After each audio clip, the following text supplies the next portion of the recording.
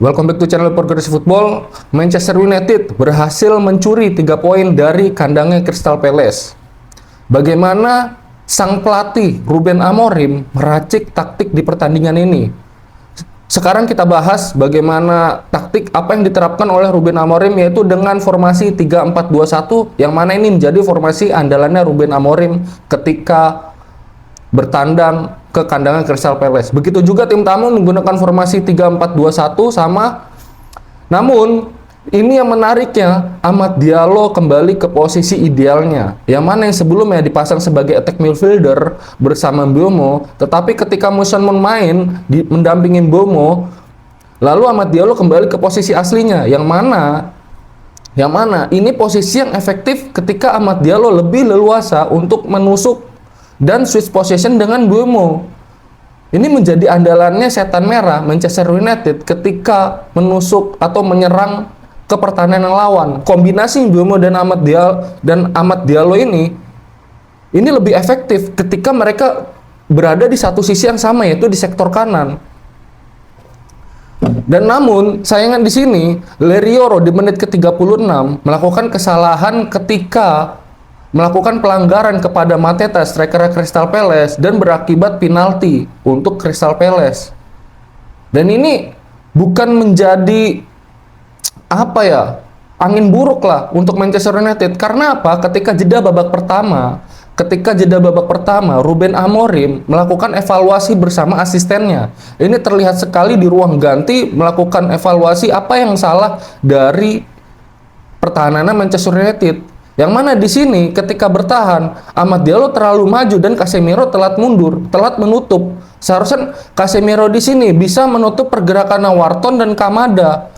Yang mana ketika bertahan, Bruno Fernandes lebih membaca pergerakan dari pemain tengah, bukan menutup celah antar lininya Crystal Palace. Begitu juga Casemiro dan Bruno Fernandes ketika bertahan, mereka menjadi pivot, yang mana harus bisa memotong aliran-aliran bola yang dilakukan oleh Crystal Palace. Dan ini terbukti di babak kedua, yang mana di babak kedua Crystal Palace lebih kesulitan untuk menyerang pertahanannya setan merah, karena Bruno Fernandes dan Casemiro sudah kembali ke fungsinya masing-masing. Ketika bertahan, mereka sebagai pivot untuk memutus aliran bola, bukan menutup pergerakan. Biarkan pemain Crystal Palace ini bergerak sesuka hati mereka, tetapi aliran bolanya berhasil diputus oleh Casemiro dan Bruno Fernandes. Begitu juga Amad Diallo ketika bertahan di babak kedua, Amad Diallo lebih mundur. Amad Diallo di sini yang bertugas menutup pergerakannya para pemain Crystal Palace, baik dari sayap maupun penyerangannya, menutup sehingga 3 bek Manchester United ini fokus untuk di garis pertahanan. Begitu juga Diogo Dalot, sama fungsinya Diogo Dalot dan Amad Diallo ini berfungsi sama, yang mana Diogo Dalot ini menutup pergerakan dari Munoz yang memotong aliran bola, yaitu Bruno Fernandes kalau di sektor kiri. Begitu juga Mason Mount lebih mundur lagi bersama Mbeumo, menyisakan Zirkzee, dan terkadang Mbeumo berada di belakangnya Zirkzee untuk menjadi pemantul bola atau switch possession dengan Zirkzee, yang mana Zirkzee pemantul bola, Mbeumo yang membuka celah, lalu Amad Diallo lari dari sektor kanan. Ini taktik yang sangat good lah dari Ruben Amorim yang diterapkan kepada anak asuhnya. Dan gua rasa Manchester United di musim ini sudah paham apa yang diinginkan Ruben Amorim, taktik seperti apa yang ingin diterapkan, berbuat apa. Bruno Fernandes yang walaupun sebelumnya dia ngotot ingin bermain sebagai attack midfielder, tapi di musim ini dia bekerja sangat baik sebagai pivot bersama Casemiro. 2 gelandang berpengalaman disatukan, ini menjadi duet yang mematikan lah untuk Manchester United, yang mana Casemiro yang ketika di Real Madrid lebih fokus ke bertahan, tetapi Casemiro di Manchester United di musim ini juga lebih banyak membantu penyerangan juga, switch position. Yang gua nggak bisa habis pikir, umpan-umpan manja Bruno Fernandes. Otak di balik kemenangan ini yaitu Bruno Fernandes, dan otak pertahanannya yaitu ada di Casemiro yang mengatur lini tengah dan lini pertahanan. Ketika bertahan itu Casemiro. Ini terlihat sekali, walaupun Casemiro bukan kapten, tetapi dia berhasil mengomandoi rekan-rekannya ketika bertahan. Dan terbukti di menit ke-54 Bruno Fernandes dari set piece tendangan bebas itu berhasil dimanfaatkan oleh Zirkzee, yang mana umpan Bruno Fernandes di menit ke-54 berhasil dimanfaatkan oleh Zirkzee yang sebagai target man. Yang dikiranya offset, ternyata Zirkzee ini tidak offset. Gue pikir wah ini offset, ternyata tidak offset. Zirkzee berhasil lolos karena dia tidak lari duluan sebelum Bruno Fernandes menendang. Dia menunggu Bruno Fernandes nendang. Zirkzee ini tidak sejajar, tapi di belakangnya para back. Yang mana Bomo, terus Casemiro, Amad Diallo ini memancing para backnya Crystal Palace agar mendekati mereka, agar mengejar mereka. Tetapi Zirkzee berada di sudut kanan Crystal Palace, menerima umpan dari Bruno Fernandes. Dia lolos dari jebakan offset ketika tendangan bebas tersebut, lalu memanfaatkan sudut sempit yang menjadi celah Crystal Palace. Ini sangat sulit sekali nih. Yang gol yang dicetak oleh Zirkzee dari sudut sempit sebelah kanan, lalu mengincar pojok kiri gawangnya Crystal Palace. Yang gua rasa ini taktik yang sudah dilatih ketika latihan, yang mana sekarang Manchester United lebih mengandalkan gol-gol dari set piece, tendangan mati, tendangan bebas, tendangan pojok. Ini sudah dilatih. Ini hampir sama seperti Arsenal lah. Di musim ini Manchester United sama-sama menciptakan gol, 10 gol dari tendangan mati, yaitu tendangan bebas maupun tendangan sudut. Itu yang dilakukan oleh Manchester United. Dan di menit ke-54 juga Larry Yoro diganti oleh Nazrowi. Ini memperkuat lini pertahanan Manchester United, yang mana Nazrowi yang notabene sebagai pemain gelandang bertahan dan juga sebagai center back ketika di Bayern Munchen. Ini dimanfaatkan oleh Ruben Amorim untuk memperkuat lini pertahanannya Manchester United. Karena apa? Manchester United sudah berhasil seri menyamakan kedudukan.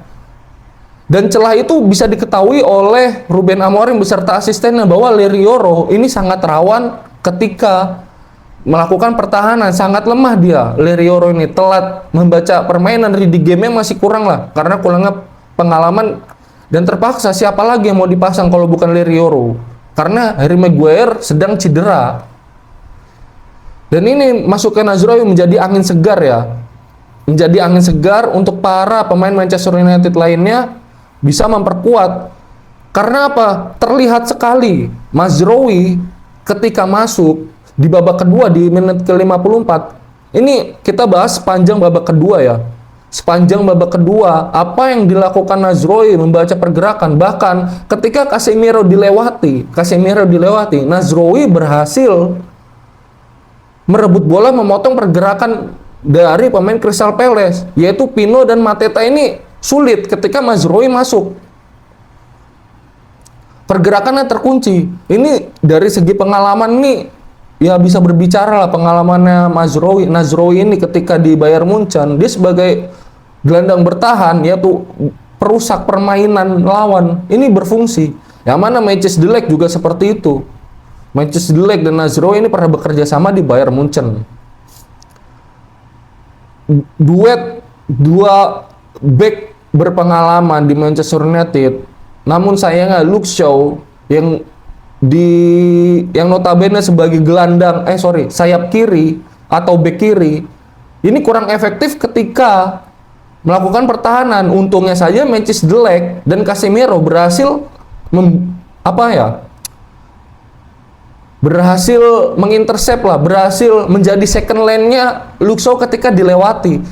Ketika Crystal Palace melakukan penyerangan dari sektor kiri Manchester United, di sini Casemiro yang mempunyai pengalaman reading the game-nya, membaca permainan, dia merapat ke sektor kiri karena tahu Luke Shaw lemah dalam pertahanan. Oke, dari segi kecepatan dia menang Luke Shaw, tetapi ketika dilewati oleh Muniz, di sini Casemiro mengambil inisiatif bersama Matthijs de Ligt untuk menutup ruang. Matthijs de Ligt menutup ruang dan Casemiro merebut bolanya, sehingga tidak menjadi serangan yang mematikan untuk Crystal Palace. Ini yang bisa dimanfaatkan oleh Ruben Amorim ya. Duet seperti ini yang mana gelandang bertahan senior bertemu dengan bek berpengalaman seperti Matthijs de Ligt dan Nazrowe, ini sangat bagus.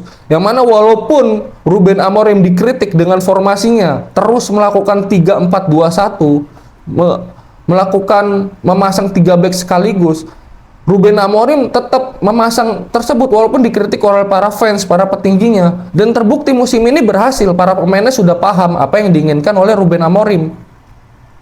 Dan ditambah Ruben Amorim mendapatkan kritik dari para fans dan para petinggi Manchester United yang minimnya memainkan pemain dari akademi. Ini mendapatkan kritik Ruben Amorim di musim ini. Kenapa? Karena Ruben Amorim ingin meraih kemenangan terus-menerus dulu. Kalau memainkan pemain muda yang belum paham dengan taktiknya, ini sangat sulit. Pasti pemain akademinya itu hanya diikutkan berlatih bersama tim utama dulu. Baru nanti kalau Manchester United sudah meraih hasil tren positif terus-menerus, nanti pasti akan diberikan kesempatan. Karena apa? Ruben Amorim ingin menerapkan taktik yang dia inginkan kepada pemain-pemain intinya dulu.